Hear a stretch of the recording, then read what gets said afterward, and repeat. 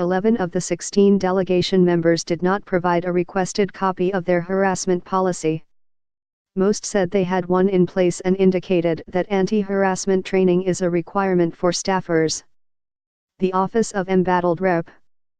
John Conyers, D. Detroit, was among those that did not provide a copy of the policy. Photo, Andrew Harnick/AP file. Washington. As scandals over sexual harassment roil Capitol Hill, members of the Michigan delegation say they have no tolerance for such behavior in their offices, though most refuse to share the internal policies guiding their employees. 11 of the 16 delegation members did not provide a requested copy of their harassment policy. Most said they had one in place and indicated that anti-harassment training is a requirement for staffers.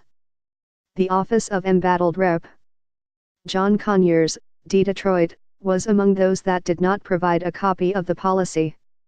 Conyers has been accused by 3 former staffers of sexual misconduct, leading to an ethics investigation and a call last week by House leaders for his resignation. The longest-serving member of the U.S. House denies the accusations and plans to announce his future plans at 10:15 a.m. Tuesday on the Mildred Gaddis Show on WPZR-FM 102.7, his attorney said Monday. Supporters held a rally in Detroit to advocate that Conyers receive due process and quit being pressured to step down. In response to the recent controversies, the U.S. House last week approved a resolution requiring anti-harassment training for House members, staff, and officers. The Senate recently did the same.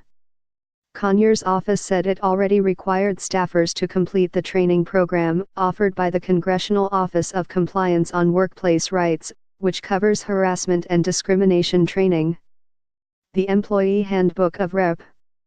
Mike Bishop had an unusual clause requiring that all cases of sexual harassment be reported in writing within 48 hours.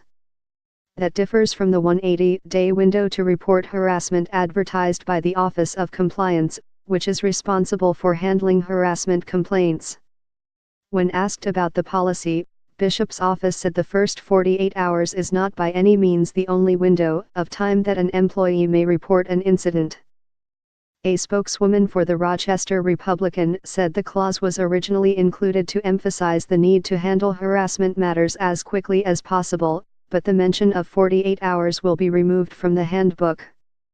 "We have zero tolerance for sexual harassment in our office," spokeswoman Kelly Ford said. "We are going to omit it to avoid any confusion going forward." Bishop's Chief of Staff, Alan Phillip, has also required all staff to take the Office of Compliance's training program and submit their certificates of completion to him when the training is finished, Ford added. The Office of Rep. Justin Amish, R. Cascade Township, declined to comment on the Detroit News request for a copy of its harassment policy. The Office of Rep. Brenda Lawrence, D. Southfield, did not respond. Her chief of staff resigned last month amid allegations that he sexually harassed several former office staffers, accusations he denied.